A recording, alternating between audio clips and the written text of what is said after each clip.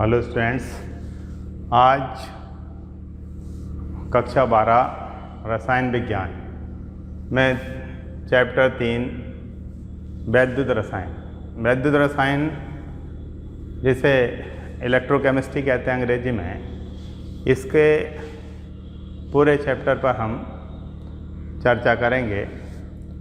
तो वैद्युत रसायन किसे वैद्युत रसायन कहते हैं? तो वैद्युत रसायन जो होती है रसायन विज्ञान की ऐसी शाखा होती है जिसमें हमें ऊर्जा परिवर्तन का अध्ययन करना है। ऊर्जा परिवर्तन जैसे इलेक्ट्रिकल एनर्जी,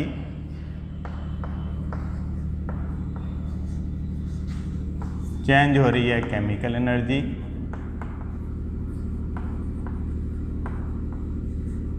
और केमिकल एनर्जी चेंज होती है इलेक्ट्रिकल एनर्जी में। वैद्युत रसायन विज्ञान की वह शाखा होती है जिसके अंतर्गत वैद्युत ऊर्जा को रासायनिक ऊर्जा में एवं रासायनिक ऊर्जा को वैद्युत ऊर्जा में परिवर्तन का अध्ययन किया जाता है। उसे इलेक्ट्रोकेमिस्ट्री मीन वैद्युत रसायन कहते हैं। अब हम जानते हैं कि जो करंट होता है यानी उसका जो फ्लो होता है यानी धारा का जो प्रवाह होता है वो दो तरीके से होता है। धारा का प्रवाह होता है दो तरीके से। एक तो होता है इलेक्ट्रॉन के द्वारा, और दूसरा होता है आयंस के द्वारा। धारा का प्रवाह दो प्रकार से होता है, एक इलेक्ट्रॉन्स के द्वारा और एक आयंस के द्वारा। तो अगर इलेक्ट्रॉन के द्वारा धारा का प्रवाह हो रहा है तो वो इलेक्ट्रॉनिक चालक होंगे, और यदि आयंस के द्वारा धारा का प्रवाह हो रहा है तो वो वैद्युत अपवर्तनीय चालक होंगे। कहने का मतलब यह है कि अगर हम देखें चालक कंडक्टर के बारे में, अगर हम पढ़ें तो कंडक्टर जो होते हैं वो दो प्रकार के होते हैं। कंडक्टर दो प्रकार के होते हैं। नंबर फर्स्ट इलेक्ट्रॉनिक कंडक्टर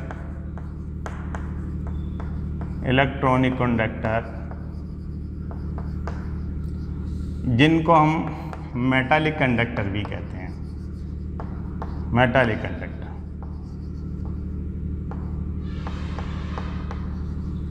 और दूसरे होते हैं इलेक्ट्रोलाइटिक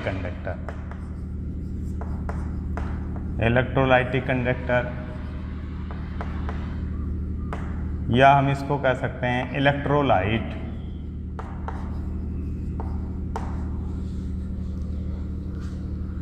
ऐसे पदार्थ जिसमें धारा को ले आने का कार्य इलेक्ट्रॉन करते हैं वो सब इलेक्ट्रॉनिक कंडक्टर होते हैं, या उनको हम मेटालिक कंडक्टर भी कहते हैं। तो जितनी भी मेटल्स होती हैं, जो एलॉयज़ होती हैं, वो सब इलेक्ट्रॉनिक कंडक्टर होते हैं।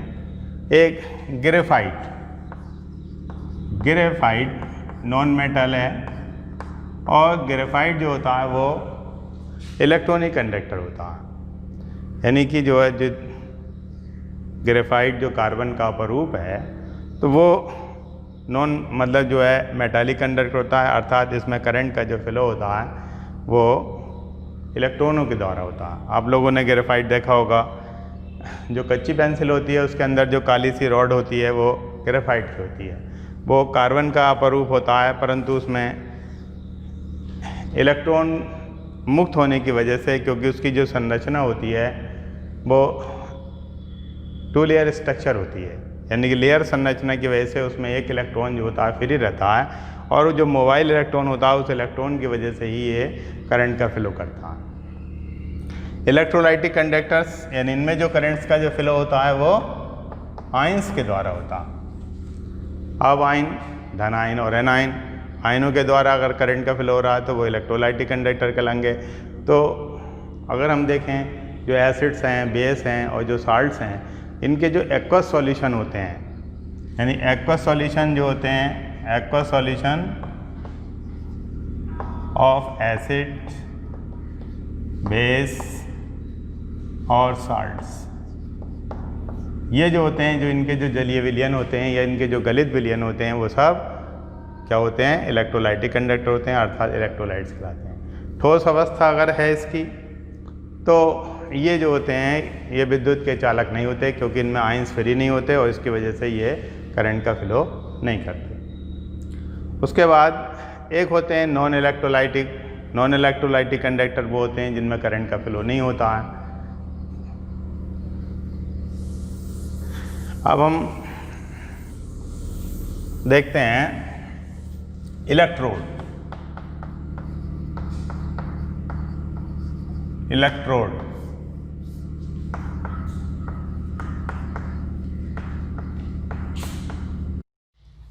देखिए इलेक्ट्रोड क्या होता है, जैसे एक हमारे पास कोई कंटेनर है या कोई बीकर है और इसमें हमने कोई भी मेटल की एक छड़, ये कोई मेटल की रॉड है, और जिस मेटल की ये रॉड है उसी मेटल के साल्ट का सॉल्यूशन, सपोज कीजिए छड़ हमने ले ली Zn की, Zn मीन जस्ते की अगर हमने छड़ ले ली तो उसको हमने ZnSO4 के सॉल्यूशन में डाल दिया। ZnSO4 के सॉल्यूशन मीन जिसमें Zn+2 और SO4-2 आयन होंगे। तो किसी भी मेटल की छड़ यदि हम उसी के लवण के विलयन में रख दें तो ये जो मेटल की जो छड़ है ये इलेक्ट्रोड कहलाएगी। अगर आपके पास मेटल की छड़ है और अगर आपने उसे किसी भी सॉल्यूशन में डिप नहीं किया है तो वो इलेक्ट्रोड नहीं कहलाएगी। इलेक्ट्रोड जब ही कहलाएगी जब किसी भी मेटल की छड़ को उसी के साल्ट के विलयन में डुबो देते हैं या उसी के धनायनों के घोल में रख देते हैं, तो इससे यानी इस छड़ को हम इलेक्ट्रोड कहते हैं। और ये जो पूरा सिस्टम होता है ये हाफ सेल कहलाता है। क्या कहलाता है ये? हाफ सेल के बारे में अभी बात करेंगे। तो हाफ सेल का मतलब अर्ध सेल। अर्ध सेल की अगर हम डेफिनेशन कहें कि अर्ध सेल किसे कहते हैं, तो हमारी डेफिनेशन है जब किसी धातु की छड़ को उसी के धनायनों के घोल में या उसी के लवण के घोल में डुबो देते हैं तो धातु की छड़ को इलेक्ट्रोड कहते हैं तथा इस प्रक्रम को अर्ध सेल कहते हैं। इस प्रकार से हमने अर्ध सेल हमें पता चला और इलेक्ट्रोड हमें पता चला। अब हम बात करते हैं इलेक्ट्रोड विभव की, जिसे हम इलेक्ट्रोड पोटेंशियल कहते हैं। इलेक्ट्रोड पोटेंशियल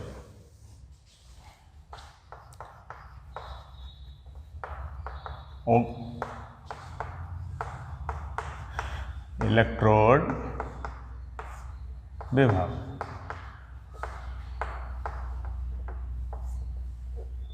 इलेक्ट्रोड विभव क्या होता है? देखिए अब इलेक्ट्रोड विभव में क्या करते हैं, एक किसी भी धातु की छड़, ये कंटेनर हमने ले लिया और इस कंटेनर में हमने छड़ ले ली। सपोज कीजिए ये छड़ ले ली हमने Zn की और ये सॉल्यूशन पड़ा हुआ है हमारे पास Zn+2 और SO4-2 अर्थात एक्वस सॉल्यूशन है जिंक सल्फेट का। तो Zn की छड़ को यदि हम ZnSO4 के विलयन में डुबो दें तो Zn की छड़ से कुछ धनायन निकल कर के विलयन में आ जाते हैं। ये जिंक के आयन और SO4 आयन इसमें उपस्थित हैं। इसमें उपस्थित है Zn+2 आयन और SO4-2 आयन। तो जिंक की छड़ से कुछ Zn जो होते हैं यानी जिंक आयन जो होते हैं वो विलयन में आ जाते हैं और जो इलेक्ट्रॉन होते हैं वो छड़ पर रह जाते हैं, अर्थात Zn+2 इलेक्ट्रॉन।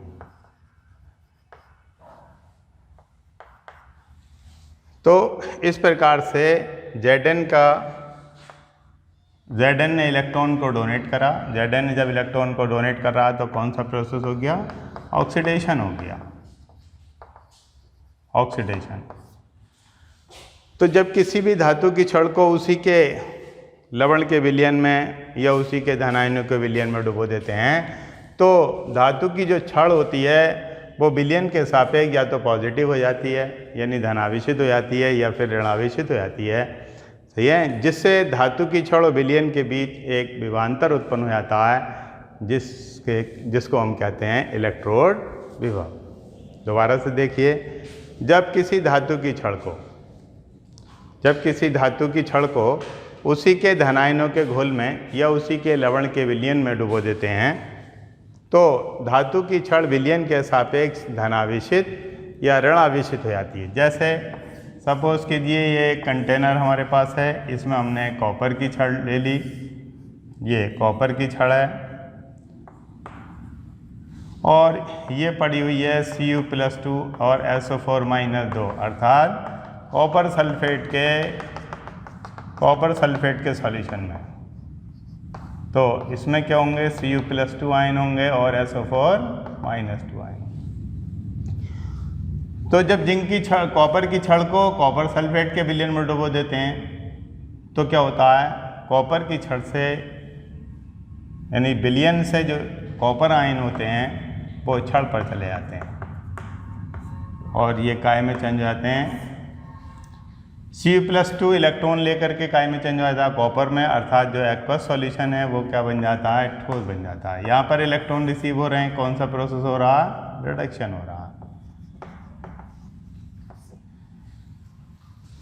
तो हमारा कहने का जो उद्देश्य है वो ये है कि इलेक्ट्रोड विभव जो होता है कि जब किसी भी धातु की छड़ को उसी के लवण के विलयन में या उसी के धन आयनों के घोल में डुबो देते हैं तो धातु की जो छड़ है वो विलयन के सापेक्ष या तो नेगेटिव चार्ज की हो जाएगी या फिर कॉपर मतलब पॉजिटिव हो जाएगी, जिससे धातु की छड़ और विलयन के बीच एक विभवांतर उत्पन्न हो जाएगा और उसे ही हम इलेक्ट्रोड विभव कहते हैं। जैसे अब एग्जाम्पल ले रहे हैं हम, एग्जाम्पल है जैसे जिंक की छड़ है, तो यदि जिंक की छड़ को हम ZnSO4 के घोल में डाल दें तो जिंक की छड़ से Zn+2 आयन विलयन में चले जाते हैं और इलेक्ट्रॉन जो होते हैं वो छड़ पर रह जाते हैं, जिससे जिंक की छड़ और Zn+2 आयन के बीच एक विभवांतर हो जाता है, विभवांतर उत्पन्न हो जाता है। इस उत्पन्न विभवांतर को हम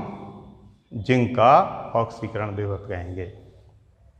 इसी प्रकार से यदि कॉपर की छड़ को हम Cu+2 के घोल में डाल दें तो कॉपर की छड़ से धन आयन जो होते हैं वो छड़ पर चले आते हैं, तो कॉपर की जो छड़ होती है वो पॉजिटिव हो जाती है और इसका जो विलयन होता है नेगेटिव।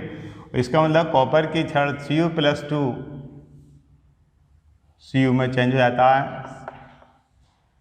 तो कॉपर की छड़ और विलयन के बीच जो विभवांतर उत्पन्न होता है उसे अपचयन विभव कहेंगे। अर्थात ये क्या है, कॉपर का अपचयन विभव है, क्योंकि यहाँ पे कौन सा प्रोसेस हो रहा है, अपचयन की क्रिया हो रही है। यहाँ पे कौन सा प्रोसेस हो रहा है, ऑक्सीकरण क्रिया हो रही है। इसे हम देखें तो ये ऑक्सीकरण हाफ सेल है, मीन जो ऑक्सीकरण की अर्धविक्रिया है, ठीक, और ये जो रिएक्शन है ये अपचयन अर्धविक्रिया है। ये अर्धविक्रिया का मतलब ऐसी अभिक्रिया होती है जिसमें एक ही या तो समीकरण में एक ही पदार्थ का या तो ऑक्सीकरण होता है या फिर अपचयन होता है। यदि किसी भी समीकरण में एक ही पदार्थ का ऑक्सीकरण और अपचयन दोनों होते हैं तो उसे हम रेडॉक्स रिएक्शन पर कहते हैं, जिसे हमने पीछे पढ़ चुका है। कक्षा 11th में हमने रेडॉक्स रिएक्शन के बारे में पढ़ा था कि ऐसी अभिक्रियाएं होती हैं जिसमें एक पदार्थ का ऑक्सीकरण होता है और दूसरे पदार्थ का अपचयन होता है, तो उसे जो होते हैं रेडॉक्स अभिक्रिया कहते हैं। अब इसके बाद हम बात करते हैं स्टैंडर्ड इलेक्ट्रोड विभव। स्टैंडर्ड इलेक्ट्रोड विभव का मतलब मानक इलेक्ट्रोड विभव। मानक इलेक्ट्रोड विभव, तो जो मानक इलेक्ट्रोड विभव होता है, मानक इलेक्ट्रोड विभव में क्या करते हैं, ये हमारे पास एक कंटेनर जिसमें भरा है ZnSO4 का एक्वा सॉल्यूशन, एक्वा सॉल्यूशन का मतलब जिसमें Zn+2 आयन और सल्फेट आयन उपस्थित हैं, और ये छड़ है हमारे पास Zn की। या हम इसको कह सकते हैं Zn+2 का एक्वस सॉल्यूशन है, एक्वस सॉल्यूशन। तो मानक इलेक्ट्रोड विभव में क्या है, एक तो टेम्परेचर जो होता है वो 25 डिग्री सेल्सियस होना चाहिए, और जो सॉल्यूशन, जिस सॉल्यूशन में हम विलयन को यानी जिस सॉल्यूशन में छड़ को डुबोएंगे उसकी जो सांद्रता है वो 1 m होनी चाहिए। अर्थात मानक इलेक्ट्रोड विभव क्या होता है कि जब किसी भी धातु की छड़ को 25 डिग्री सेंटीग्रेड, मतलब जो टेम्परेचर है वो कितना हो, 25 डिग्री सेंटीग्रेड, और 1 मोलर सांद्रता के उसी के धन आयनों में या उसी के लवण के विलयन में डुबो देते हैं, तो धातु की छड़ और विलयन के बीच जो विभवांतर उत्पन्न होता है उसे क्या कहते हैं, हम मानक इलेक्ट्रोड विभव कहते हैं। मानक इलेक्ट्रोड विभव, मानक इलेक्ट्रोड विभव जो होता है उसको हम ई नॉट सेल से डोनेटेड करते हैं, जबकि इलेक्ट्रोड पोटेंशियल को हम ई से डोनेटेट करते हैं। तो अब हम जो है इसमें दोनों जो सेल हैं यानी कि इलेक्ट्रोड विभव और मानक इलेक्ट्रोड विभव में एक रिलेशन होता है जिसे हम नरस्त्र समीकरण के नाम से जानते हैं। नरस्त्र समीकरण क्या है, नरस्त्र समीकरण जो होती है ई सेल बराबर होती है नरस्त्र इक्वेशन। ये नरस्त्र इक्वेशन है जिसे हम ई सेल बराबर होता है E naught cell minus 2.303 RT upon NF log base 10 और MS अपॉन M की घात प्लस n एक ही M plus n plus NE is equal to M।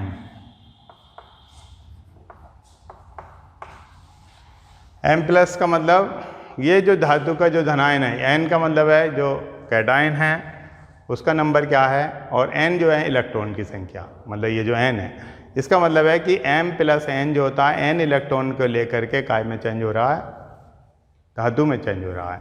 धातु यहाँ ठोस अवस्था में है, यहाँ पर M प्लस N जो होता है वो विलयन अवस्था में है।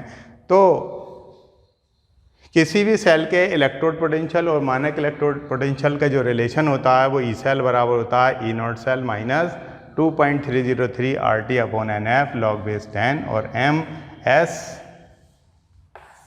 मीन ठोस अवस्था में अपॉन AQ। अब हम जानते हैं कि ये जो M जो भी ठोस होता है उसका जो एक्टिव मास होता है, उसका जो एक्टिव मास होता है वो कांस्टेंट होता है, मीन 1 होता है। इसका एक्टिव मास यूनिटी होता है 1। तो हम क्या कह सकते हैं, इसको हम ई सेल बराबर हो गई ई नॉट सेल माइनस 2.303 और RT अपॉन NF और log बेस 10 और 1 अपॉन M प्लस N और 1।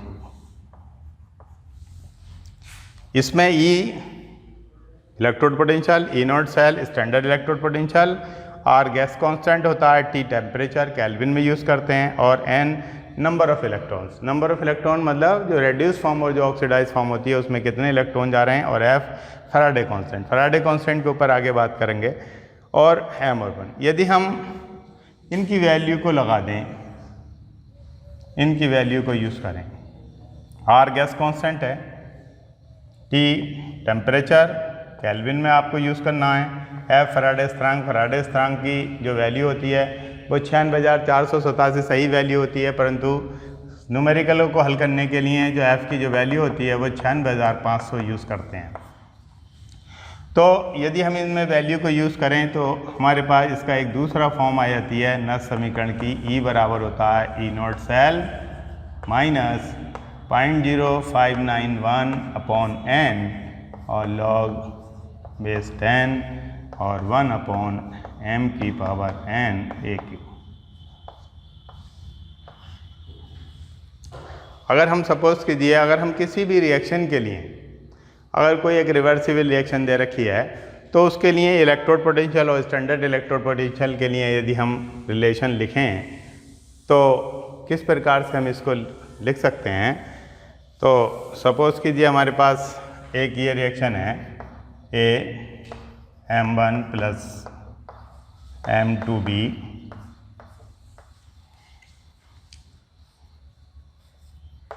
और N1C प्लस N2D। इसके लिए यदि हम देखें तो E cell is equal to हो जाएगा E naught cell minus 0.0591 upon N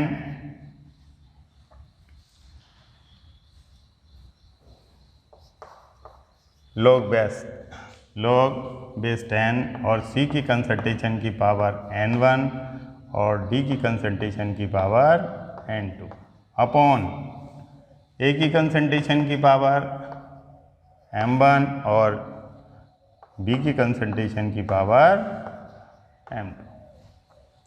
यदि इस रिएक्शन के लिए सपोज कीजिए इस रिएक्शन के लिए यदि हम इक्विलिब्रियम कांस्टेंट Kc का फार्मूला लिखें तो Kc बराबर क्या हो जाएगा, C का एक्टिव मास की पावर N1 और D के एक्टिव मास की पावर N2 अपॉन A के एक्टिव मास की पावर M1 और B के एक्टिव मास की पावर M2। तो ये जो वैल्यू होती है ये किसके इक्वल होती है, C के बराबर होती है। तो हम इसको क्या कह सकते हैं, E सेल बराबर होता है E naught cell minus 0.0591 upon N और log बेस 10 और Kc, ये कर सकते हैं।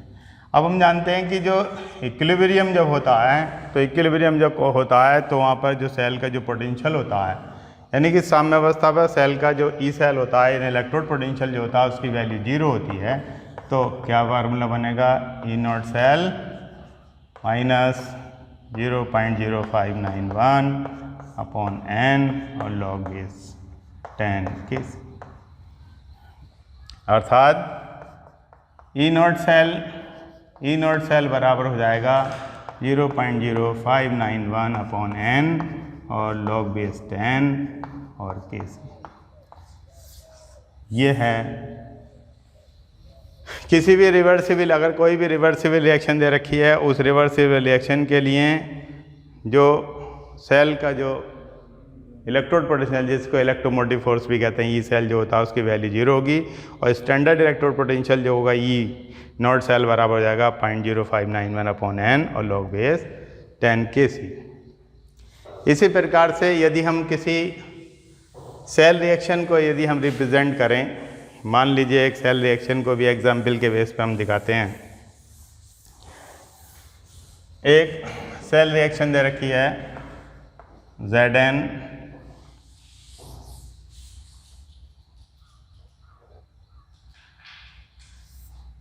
CuSO4 AQ plus Zn is equal to ZnSO4 plus C। यदि इसको हम आयनिक फॉर्म में लिख लें तो Cu plus 2 AQ plus Zn S is equal to Zn plus 2 AQ plus CuS, यानी कि ये एक सेल इक्वेशन है। इस सेल इक्वेशन में क्या है, Zn प्लस 2 जो है एक्वस फॉर्म में है और कॉपर प्लस 2 जो है एक्वस फॉर्म में है और Zn प्लस 2 जो है सॉलिड फॉर्म में है। और Zn प्लस 2 एक्वस फॉर्म है और कॉपर जो है वो सॉलिड फॉर्म में। तो यहाँ पर Zn का कौन सा प्रोसेस हो रहा है, ऑक्सीडेशन हो रहा है, और इसका कौन सा प्रोसेस हो रहा है, रिडक्शन हो रहा है। यदि इनकी हाफ रिएक्शन को यदि हम लिखें तो ZnS एरो Zn प्लस 2 एक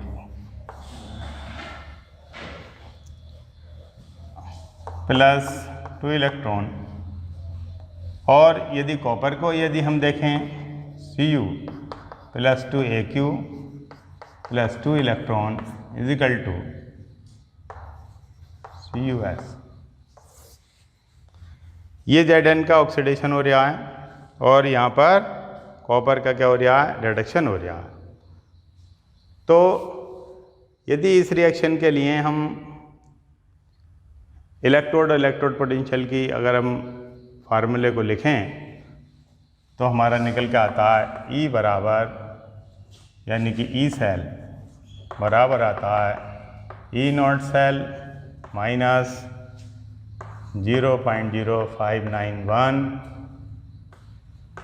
अपॉन N और लॉग बेस 10 अपॉन इसमें Zn प्लस 2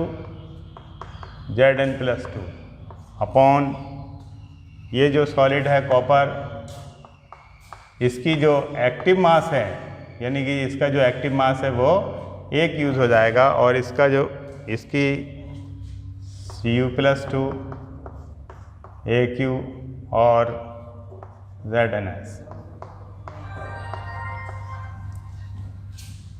अब एक्टिव मास जो होता है, किसी भी ठोस का जो एक्टिव मास होता है वो यूनिटी होता है, तो हम इसको लिख सकते हैं E सेल बराबर E naught cell minus 0.0591 upon N और लॉग बेस 10 और Zn प्लस 2 और प्लस Cu प्लस 2। ये AQ फॉर्म हो गई और ये भी AQ फॉर्म। इस प्रकार से हम किसी भी सेल में जो होते हैं हम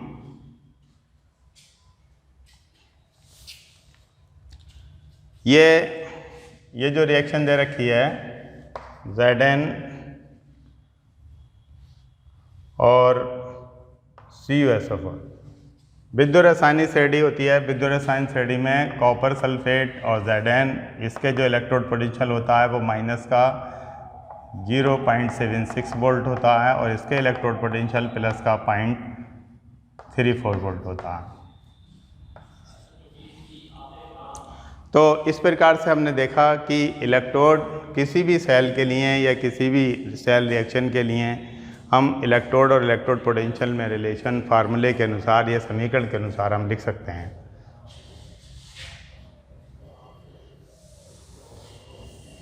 अब हम इसके बाद में आपसे बात करते हैं विद्युत रासायनिक श्रेणी की। विद्युत रासायनिक श्रेणी इलेक्ट्रोकेमिकल सीरीज, इलेक्ट्रोकेमिकल विद्युत रासायनिक श्रेणी।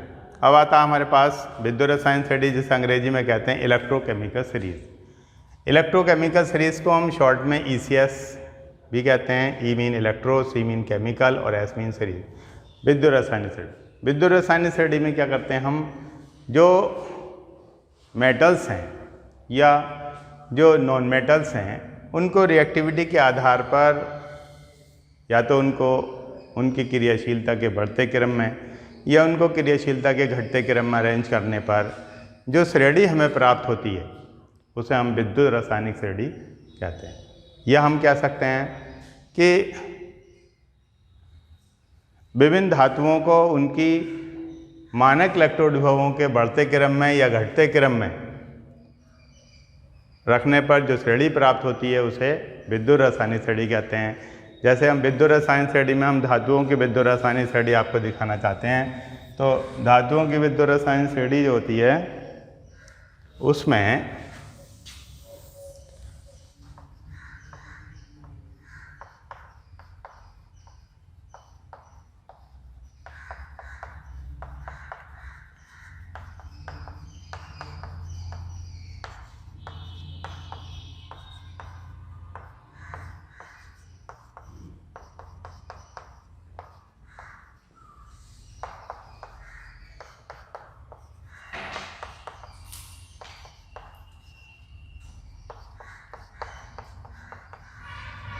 ये धातुएं हैं जो क्रम में रखी गई हैं। इसके जो स्टैंडर्ड मानक इलेक्ट्रोड यानी कि जो मानक इलेक्ट्रोड विभव है उसकी वैल्यू माइनस की होती है, 3.04 वोल्ट होती है।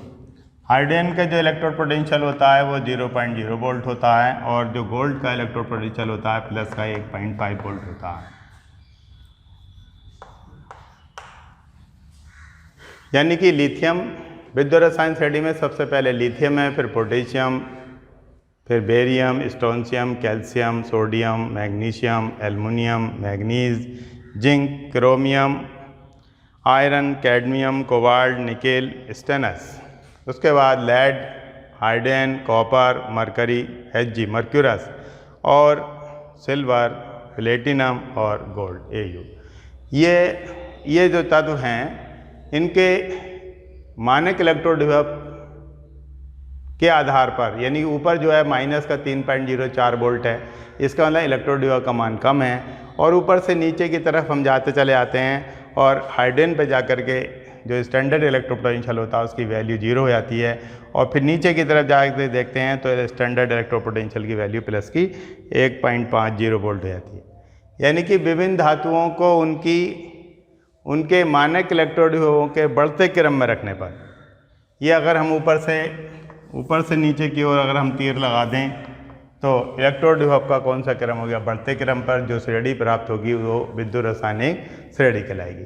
ये ज़रूरी नहीं है कि हम नीचे से ऊपर की तरफ यदि हम तीर लगा दें, ऐसा करके तीर लगा दें, तो हम नीचे से ऊपर को तीर लगा दें तो लग सकते हैं कि विभिन्न धातुओं को उनके मानक इलेक्ट्रोड विभवों के घटते क्रम में रखने पर जो श्रेणी प्राप्त होगी वो विद्युत रासायनिक श्रेणी होगी। अब किसी भी सेल, मान लीजिए कोई भी सेल है, Zn+2 है, +2 इलेक्ट्रॉन इजिकल टू Zn, ये अपचयित फॉर्म में हम रिप्रेजेंट कर रहे हैं इसे।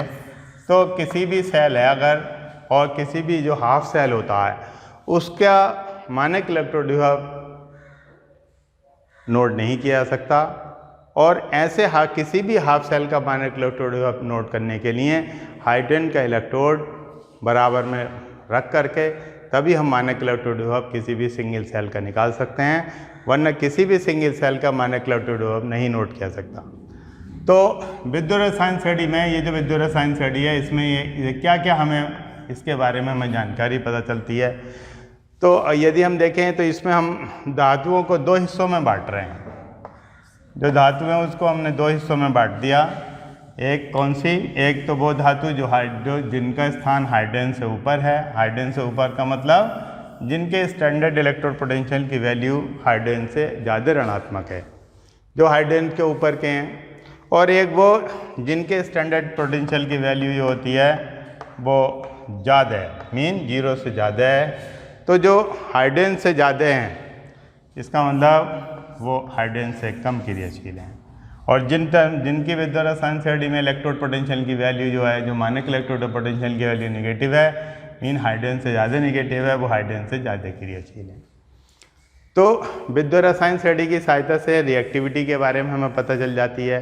दूसरी बात, विद्युत रसायन श्रेणी की सहायता से हम जो भी मोर रिएक्टिव मेटल्स होती है, यानी जो जिसके स्टैंडर्ड इलेक्ट्रोड पोटेंशियल की वैल्यू जितनी नेगेटिव होती है वो अपने से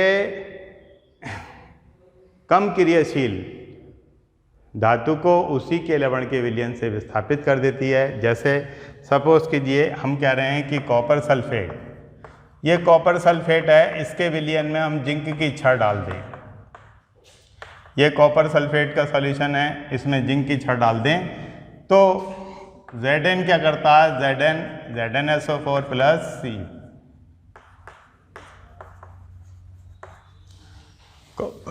कॉपर सल्फेट के विलयन में अगर हम जिंक की छड़ डाल दें तो Zn मीन जो ज़्यादा क्रियाशील धातु होती है वो अपना ऑक्सीडेशन कर लेगी, और जो कम क्रियाशील धातु है उसका रिडक्शन कर देगी। इसका मतलब यह है Cu+2 plus Zn is equal to Zn+2 और प्लस C। Zn का कौन सा प्रोसेस हुआ, ऑक्सीडेशन, और कॉपर का क्या हो गया, रिडक्शन। इसके ऊपर क्वेश्चन भी है। क्या क्वेश्चन ये है कि कॉपर सल्फेट के विलयन में यदि हम जिंक की छड़ डालें तो विलयन का जो नीला रंग होता है वो धीरे धीरे गायब हो जाता है। तो धीरे धीरे गायब होने का मतलब क्या है कि Cu+2 आयन जो होते हैं, जो क्यूपरिक आयन होते हैं, वो ब्लू कलर के होते हैं, और इन क्यूपरिक आयनों की वजह से ही विलयन का रंग नीला होता है। जैसे जैसे कॉपर सल्फेट के विलयन में हम जिंक की छड़ डालेंगे तो जैसे जैसे Zn का Zn+2 में ऑक्सीकरण होगा वैसे वैसे Cu+2 का Cu में अपचयन होगा। और जब Cu+2 का Cu में अपचयन होगा तो जैसे जैसे क्यूपरिक आयन जो नीले रंग के आयन है वो कॉपर में चेंज होंगे, वैसे वैसे विलयन का नीला रंग गायब होता रहेगा। इसके बाद विद्युत रसायन श्रेणी, जो विद्युत रसायन श्रेणी है तो उसमें जो हाइड्रोजन से ऊपर जो भी मेटल्स होती हैं वे सब डाइल्यूट सॉल्यूशन से रिएक्शन करके, जो डाइल्यूट सॉल्यूशन होता है उससे रिएक्शन करके हाइड्रोजन गैस निकालती हैं। और जो नीचे की जो धातु होती हैं वो ऐसा नहीं करती, ऐसा का मतलब डाइल्यूट एसिडों से रिएक्शन करके हाइड्रोजन को विस्थापित नहीं करती हैं। जैसे एक एग्जाम्पल के माध्यम से देखते हैं कि मान लीजिए हमारे पास जिंक सल्फेट Zn है, इसकी रिएक्शन हम सल्फ्यूरिक एसिड से करते हैं। जिंक की तनु सल्फ्यूरिक अम्ल से अभिक्रिया करने पर क्या बनता है? ZnSO4 प्लस हाइड्रोजन, यह हाइड्रोजन गैस बनती है। और वो कह रहे हैं कि अगर हम कॉपर को, यदि कॉपर की छड़ को S⁴ में डालें डिल में तो नो रिएक्शन, नो रिएक्शन। ऐसा क्यों होता है? क्योंकि Zn, ये जो जिंक होता है, इसके जो स्टैंडर्ड इलेक्ट्रोड पोटेंशियल होता है उसकी वैल्यू -0.76 वोल्ट होती है। तो जिंक के इलेक्ट्रोड पोटेंशियल का जो मान होता है वो हाइड्रोजन के इलेक्ट्रोड विभव से ज़्यादा ऋणात्मक है। इसका मतलब Zn जो होती है वो हाइड्रोजन से ज़्यादा क्रियाशील है, इसलिए Zn S⁴ के सॉल्यूशन से हाइड्रोजन को रिप्लेस करेगी। परंतु कॉपर का जो स्टैंडर्ड इलेक्ट्रोड पोटेंशियल है उसकी वैल्यू जो होती है वो हाइड्रोजन के इलेक्ट्रोड पोटेंशियल से ज़्यादा है, और इसलिए कॉपर जो होती है वो S⁴ से हाइड्रोजन को रिप्लेस नहीं करेगी, अर्थात यहाँ पर कोई रिएक्शन नहीं होगी। इसके अलावा ये जो आयरन है, इससे नीचे जितनी भी धातुएं हैं, यानी ये जितनी भी धातुएं, इनके ये सभी Fe से नीचे की जो सभी धातुएं होती हैं वो हाइड्रोजन के द्वारा, यानी इन धातुओं के जो ऑक्साइड होते हैं वो हाइड्रोजन के द्वारा अपचयित हो जाते हैं। परंतु Fe से ऊपर की जो धातु, इन धातुओं के जो ऑक्साइड्स होते हैं वो सब हाइड्रोजन के द्वारा अपचयित नहीं होते हैं। इसके अलावा Li से Na तक की जो धातु होती हैं वो ठंडे जल के साथ रिएक्शन करती हैं, ठीक, और Mg से लेकर के और Cr तक की जो धातु हैं वो गर्म जल से रिएक्शन करती हैं, और ये जो नीचे की धातुएं हैं ये भाप से रिएक्शन करती हैं। इसी प्रकार से Hg, जो Hg होती है उससे ऊपर की जो धातुएं हैं, यानी कि Hg कॉपर से लेकर के जो Hg के ऊपर की मीन जो कॉपर से ऊपर की जितनी भी धातुएं हैं इनके जो ऑक्साइड्स होते हैं वो स्टेबल होते हैं, और स्टेबल होने का मतलब गर्म करने पर अपघटित नहीं होते हैं, जबकि नीचे के जो ऑक्साइड्स होते हैं ये सब अनस्टेबल होते हैं और ये गर्म करने पर अपघटित हो जाते हैं। जैसे MgO जो होता है वो गर्म करने पर अपघटित नहीं होता है, जबकि HgO गर्म करने पर अपघटित हो जाता है। MgO और HgO, तो इसके अपघटन से Hg बन जाता है और ऑक्सीजन बन जाती है, और इसके अपघटन से ऐसा नहीं होता है, अर्थात अपघटन नहीं होता है। इसका मतलब क्या है कि Hg जो होता है HgO अनस्टेबल होता है, और ये क्या होते हैं? स्टेबल होते हैं। तो जितने भी मेटल के ऑक्साइड जो अनस्टेबल होते हैं वो ही गर्म करके अपघटित नहीं होते हैं। इसके अलावा Na, यानी कि Li से Na तक की जितने भी धातुएं हैं इनके जो ऑक्साइड्स, मतलब इन धातुओं के जो सल्फेट्स होते हैं, जो सल्फेट होते हैं वो कार्बन के द्वारा रेड्यूस हो जाते हैं।